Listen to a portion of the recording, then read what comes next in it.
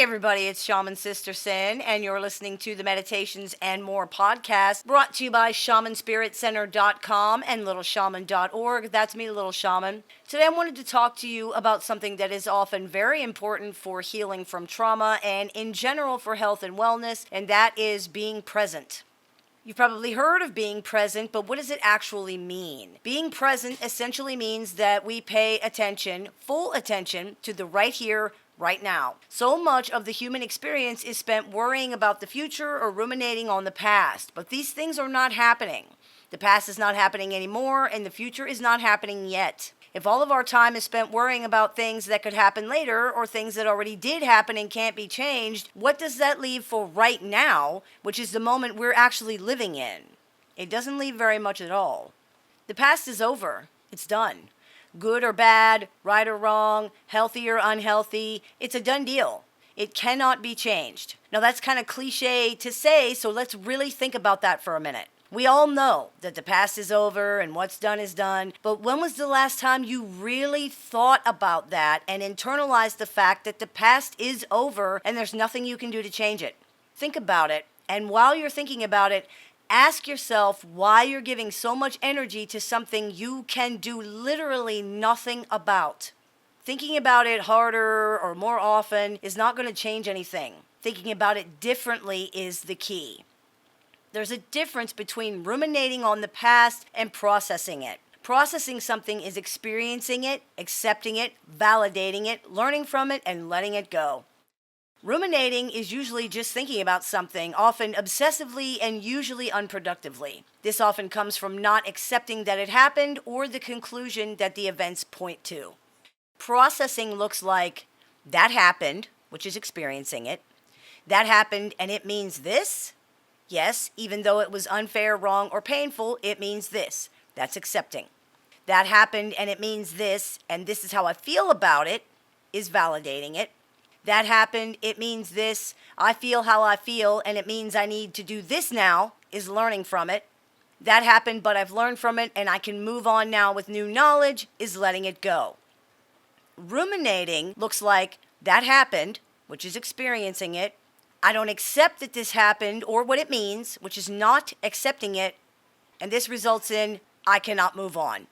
For example, let's say you had too much to drink at an office Christmas party and you really embarrassed yourself in front of your boss.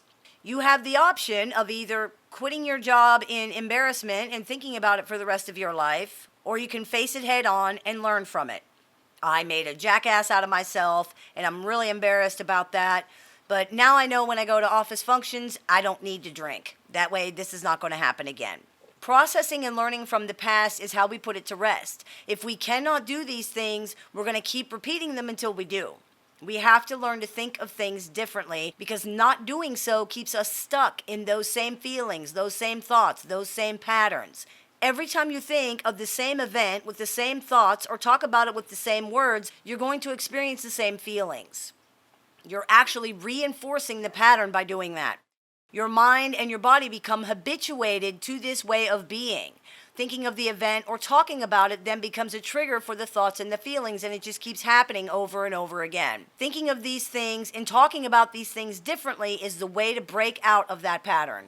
It's the same with the future. So much of people's anxiety, worry, and stress comes from trying to control things and events that have not happened yet and may not happen at all. Most of these things are also out of our control. It's a waste of time and energy to worry about things that have not happened, may not happen, and which are out of your control anyway.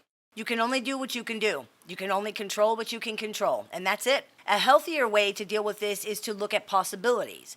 It's possible this may happen. It's also possible that it may not, or that these other things might happen. After you've examined all the possibilities, not just the one that you're worried about or afraid of, you can explore what you could do if that happens. Having an idea of what you can do if something happens goes a long way to reducing anxiety over unknowns and things you can't control. Once you've got an idea of what you can do, leave it at that. It even helps to say to yourself, I can only do what I can do. I have done what I can do. I have planned for what I can control, and that's all I can do. You can't control other people or events or anything outside of yourself. What you can control is what you do and how you will let something affect you. Things that have not happened and may not happen at all do not need to take up so much of your energy, especially when you can't do anything about them anyway. Once again, you can only do what you can do. Once we change how we look at these things and how we talk about them, we can start being present in our lives. We can be fully in the moment that's happening and experience it as its own thing. Whether you're at the beach with your family or sitting on the couch by yourself, be present. Feel the sand under your feet. Smell the air. Cuddle with your blanket. Feel the warmth of your coffee mug in your hand. Listen to the birds, your kids' silly stories and jokes. Look around. Take it all in. The past is over, man, and the future can wait. Notice all the things you didn't before because you were too caught up in your own thoughts and your own feelings and in your own head. Stop trying to just get things done and actually do them. Slow your mind down. Slow your breathing down. Relax your shoulders. Fully experience things before rushing off to go do the next thing that you're also going to rush off from. It makes a difference. It really, really does. I hope this clears a few things up for you. As always, I look forward to your comments, questions, and suggestions, so please keep those coming. I take appointments online, over the phone, via Skype, via Messenger, via email, and via text. So if you're interested in speaking with me one-on-one, you can visit littleshaman.org and click the appointments tab to go ahead and do that. I teach workshops a few times a month, so if you're interested in seeing what we have to offer or signing up for those, you can visit littleshaman.org and do that as well. You've been listening to the Meditations and More podcast brought to you by shamanspiritcenter.com and littleshaman.org. That's me, Little Shaman. May the Great Spirit bless you and have a wonderful day.